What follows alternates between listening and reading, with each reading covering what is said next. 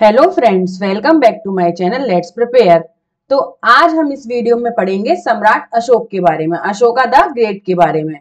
इस वीडियो में हम सम्राट अशोक के बारे में विस्तार पूर्ण पढ़ेंगे, उनके जीवन परिचय के बारे में, उन्होंने अपने जीवन काल में क्या क्या किया।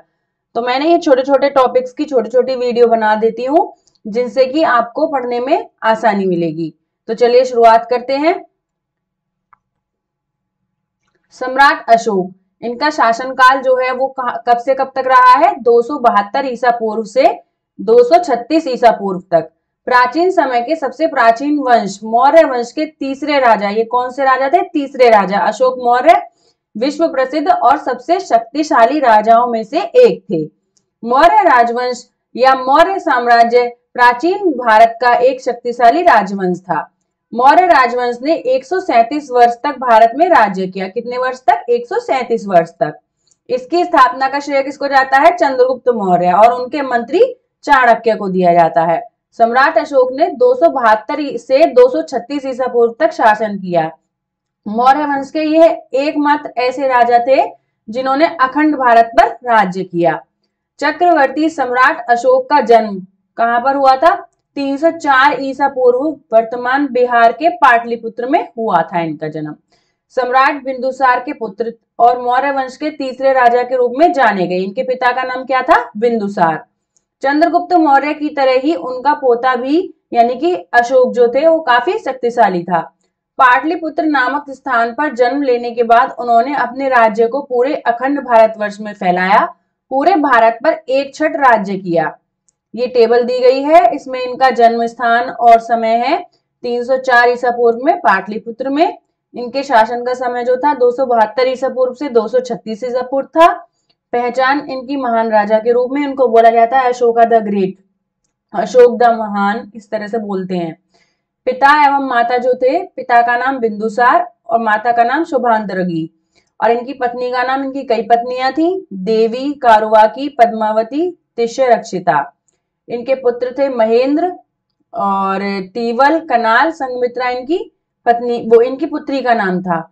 दूसरी पुत्री इनकी थी चारुमती। इनकी मृत्यु हुई 236 ईसा पूर्व में।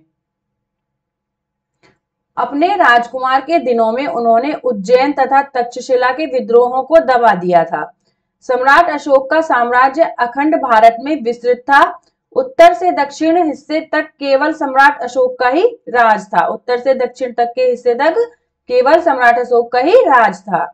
उत्तर से हिंदू कुश की श्रेणियों से लेकर दक्षिण तक और पूर्व में बांग्लादेश से पश्चिम में इराक और अफगानिस्तान तक अशोक के राज्य का विस्तार था। वह 273 ईसा पूर्व में सिंहासन पर बैठा। अपने अभिलेखों में उसने देवानप्रिय, देवानप्रियदर्शी एवं राजा आदि उपाधियों से संबोधित किया गया है। अशोक को कौन कौन सी उपाधियों से? देवानप्रिय, देवानप्रियदर्शी और वह राजा आदि की उपाधियों से संबोधित किया गया है। सिंगली अनुश्रुतियों के अनुसार उज्जैनी जाते समय अशोक विदिशा में रुका, जहां उसने श्रेष्ठी की पुत्री देवी से विवाह किया। किससे? श्रेष्ठी की पुत्री देवी से विवाह किया, जिससे महेंद्र और संघमित्रा का जन्म हुआ। दिव्य दान में उसकी पत्नी का नाम तिष्यरक्षिता मिलता है। उसके लेख में केवल उसकी पत्नी का नाम करुणावकी है, जो तीवर की माता थी। अभिलेखों में उसे देवानप्रिय, देवानप्रियदर्शी एवं राजा आदि की उपाधियों से संबोधित किया गया है। कलिंग की लड़ाई जो थी, जो कलिंग का युद्ध हुआ था, उनके जीवन में एक निर्णायक मोड़ साबित हुई। उनका मन युद्ध में नरसंहार से, ग्लानि से भर गया तथा उन्होंने बौद्ध धर्म अपना लिया। उसके प्रचार के लिए बहुत कार्य किए। जो कलिंग का युद्ध हुआ था उसमें जो मारकाट और बहुत ज्यादा जो नरसंहार हुआ, उसको देखने के बाद उनका मन जो है बहुत दुखी हो गया, जिससे उन्होंने बौद्ध धर्म को अपनाया और उसके लिए बहुत प्रचार प्रसार किया। सम्राट अशोक के शिलालेख तथा शिलोत्कीर्ण उपदेश भारतीय उपमहाद्वीप में जगह जगह पाए गए हैं। अशोक ने अपने धर्म प्रचार करने के लिए विदेशों में अपने प्रचारक भेजे। जिन जिन देशों में प्रचारक भेजे उनमें से सीरिया, पश्चिम एशिया का एंटियोकेस थियोस, मिस्र का टोलमी फिलाडेलस, मकदूनिया का एंटीगोनस गोनाटस, साइरीन का मेगास और एपाइरस का अलेक्जेंडर, ये कौन थे? प्रचारक थे, ये शामिल थे। अपने पुत्र महेंद्र और एक बेटी को उन्होंने राजधानी पाटलिपुत्र से श्रीलंका जलमार्ग से रवाना किया।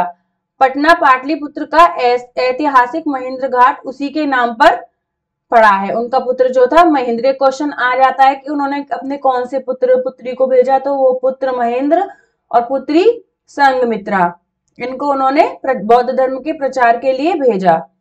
युद्ध से मन उब जाने के बाद भी सम्राट अशोक ने एक बड़ी सेना को बनाए रखा। अशोक बौद्ध की स्थविर शाखा का अनुयायी था। अशोक ने अपने पुत्र महेंद्र और पुत्री संघमित्रा को बौद्ध धर्म के प्रचार के लिए श्रीलंका भेजा।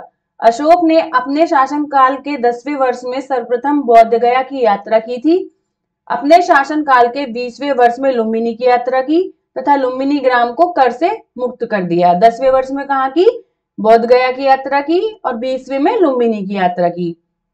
अशोक ने अपनी प्रजा के नैतिक उत्थान के लिए जिन आचार विचारों को प्रस्तुत किया था, उसने उन्हें अभिलेखों में धम्म कहा गया है। उनको क्या कहा गया है? धम्म। अशोक के शासनकाल से पूर्व बिहार यात्राओं का प्रचलन था, जिसमें मनोरंजनार्थ पशुओं का शिकार किया जाता था। अशोक ने इसके स्थान पर धम्म यात्रा का प्रावधान किया। मतलब अशोक के शासनकाल से पहले क्या होता था? नौका विहार यात्राएं थी, उनका प्रचलन था, उनमें पशुओं का शिकार किया जाता था मनोरंजन के लिए। तो उन्होंने इसको बंद करके इसके स्थान पर धम्म यात्रा का प्रावधान किया, जिसमें बौद्ध धर्म के तीर्थ यात्रा तथा ब्राह्मणों, श्रमणों व वृद्धों को दान दिया जाता था। कहा जाता है अशोक ने बहुत से ऐसे महान कार्य किए थे। सम्राट अशोक के शासनकाल के 14वें वर्ष में धम्म महामात्र की नियुक्ति की, जिसका प्रमुख कार्य प्रजा में धम्म का प्रचार करना तथा कल्याणकारी कार्य आदि करने था।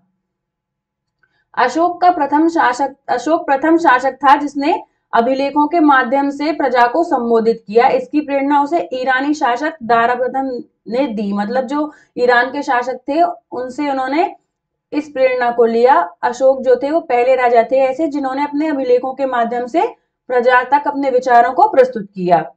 अशोक के अभिलेखों में उसे सामान्यतः देवानमपीय कहा गया है। भाम्बरू अभिलेख में उसे पियदस्सी, जबकि मास्की में बुद्ध शाक्य कहा गया है। कल्लण की राजतरंगिणी के अनुसार अशोक ने श्रीनगर की स्थापना की। अशोक ने अनेक बौद्ध स्तूपों का निर्माण कराया। सांची के बौद्ध स्तूप का निर्माण सम्राट अशोक ने ही करवाया था। अब आते हैं सम्राट अशोक के जो अभिलेख थे। उन्होंने जितने भी अभिलेख लिखे थे वो ये हैं। अशोक पहला ऐसा शासक था जिसने संदेशों को अभिलेखों के माध्यम से जनता तक पहुंचाया। ये अभिलेख कौन सी भाषा में लिखे गए थे? अशोक के अभिलेख प्राकृत भाषा में लिखे गए थे। मोस्ट इंपॉर्टेंट क्वेश्चन है। इन्हें 4 लिपियों में लिखा गया था: ब्राह्मी लिपि, खरोष्टी लिपि, अमायिक लिपि, ग्रीक लिपि। ये कौन सी भाषा में थे? प्राकृत में। और इनको 4 लिपियों में लिखा गया था। ब्राह्मी लिपि, जो ब्राह्मी लिपि से लिखे गए वो भारत में, और जो पाकिस्तान में स्थित है वो खरोष्टी लिपि से, जो अफगानिस्तान में है वो अमायिक लिपि से, और जो अफगानिस्तान की त्रिसीमा में है वो ग्रीक लिपि में मिलते हैं। अशोक के अभिलेखों को पढ़ने में सबसे पहली सफलता किसको मिली? जेम्स प्रिंसेप को 1837 में मिली। जेम्स प्रिंसेप को 1837 में मिली। ये भी एक अच्छा क्वेश्चन है। अशोक के अभिलेखों को 3 भागों में विभाजित किया जाता है: फर्स्ट शिलालेख, स्तंभलेख और गुहालेख। हम पढ़ेंगे पहले शिलालेखों के बारे में। सम्राट अशोक ने अपने जीवन में कई शिलालेख भी खुदवाए, जिन्हें इतिहास में सम्राट के शिलालेखों के नाम से जाना जाता है। मौर्य वंश की पूरी जानकारी उनके द्वारा स्थापित इन्हीं मौर्य वंश के शिलालेखों में मिल जाती है। सम्राट अशोक ने इन शिलालेखों को ईरानी शासक की प्रेरणा से खुदवाया था। सम्राट अशोक के जीवन काल में करीब 40 शिलालेख इतिहासकारों को मिले हैं, जिनमें से कुछ शिलालेख तो भारत के बाहर जैसे अफगानिस्तान, नेपाल, बांग्लादेश और पाकिस्तान आदि में भी मिले हैं। इनके जो शिलालेख हैं वो हैं ये, इनके नाम हैं रूपनाथ, बैराट, मस्की, येरागुड़ी, ये सब हैं। और ये इनके स्थान दिए गए हैं। जैसे कि रूपनाथ जो है वो जबलपुर मध्य प्रदेश में मिला है। बैराट जो है वो राजस्थान के जयपुर में। यह शिलाफलक कलकत्ता संग्रहालय में भी स्थित है। मस्की रायचूर जिला कर्नाटक, येरागुड़ी कर्नूल जिला आंध्र प्रदेश, जौनगढ़ गंजाम जिला उड़ीसा में है। ये धौली नाम से जो शिलालेख है ये पुरी जिला उड़ीसा में है। गुजर्रा दतिया जिला मध्य प्रदेश में। राजुल मंडलगिरी बल्लारी जिला कर्नाटक। गांधी मठ और ब्रह्मगिरी ये रायचूर जिला और चित्रदुर्ग जिला कर्नाटक में है दोनों। पलकीगुडू गवीमठ के पास रायचूर कर्नाटक, ये भी कर्नाटक में है। सहसराम शाहाबाद जिला बिहार। सिद्धपुर चित्रदुर्ग जिला कर्नाटक। जटिंगा रामेश्वर चित्रदुर्ग जिला कर्नाटक में है ये भी। येरागुड़ी के बारे में हम पढ़ चुके हैं, कर्नूल जिला में है ये, आंध्र प्रदेश में। अहरीरा जो है मिर्जापुर जिला उत्तर प्रदेश में है। और ये दिल्ली जो है ये अमर कॉलोनी दिल्ली में स्थित है। तो इनका जो प्रथम शिलालेख था उसमें क्या दिया गया था, किसी भी पशु का वध न किया जाए तथा राजकीय एवं मनोरंजन तथा उत्सव न किए जाने का आदेश दिया। द्वितीय शिलालेख में मनुष्यों और पशुओं के लिए चिकित्सालय खुलवाए उन्होंने, औषधि की व्यवस्था की, मनुष्य पशुओं के कल्याण के लिए मार्गों में वृक्ष लगवाए और पानी की व्यवस्था की, कुएं खुदवाए उनके लिए। तृतीय शिलालेख में राजकीय पदाधिकारियों को आदेश दिए कि 5 वर्ष के बाद धर्म के प्रचार के लिए दौरे पर जाएं। चतुर्थ में राजकीय पदाधिकारियों को आदेश दिए गए हैं कि व्यवहार के सनातन नियमों तथा नैतिकता एवं दया का सर्वत्र प्रचार प्रसार किया जाए। पंचम शिलालेख में इसमें धर्म महामात्रों की नियुक्ति और धर्म और नैतिकता के प्रचार के प्रसार के आदेश के वर्णन है। छठा जो शिलालेख था उसमें राजकीय पदाधिकारियों को आदेश देता है वो कि सर्वलोक हित से संबंधित कुछ भी प्रशासनिक सुझाव मुझे किसी भी समय पर या स्थान पर दें। सप्तम शिलालेख में सभी जाति संप्रदाय के व्यक्ति सब स्थानों पर रह सकते हैं क्योंकि वे सभी आत्मसंयम एवं हृदय की पवित्रता चाहते हैं। अष्टम शिलालेख में राज्याभिषेक के 10वें वर्ष में अशोक ने संबोधि यानी बोध गया की यात्रा करके धर्म यात्राओं का प्रारंभ किया। श्रमण के प्रति उचित बर्ताव करने का उपदेश किया। श्रमण मतलब जो लोग यात्रा पर जाते हैं उनके प्रति उचित बर्ताव करने का उपदेश दिया। 9वां जो शिलालेख था उसमें दास तथा सेवकों के प्रति शिष्टाचार का अनुपालन करने का, जानवरों के प्रति उदारता दिखाई जाए, भवन में श्रमण के प्रति उचित बर्ताव करने का आदेश दिया गया है।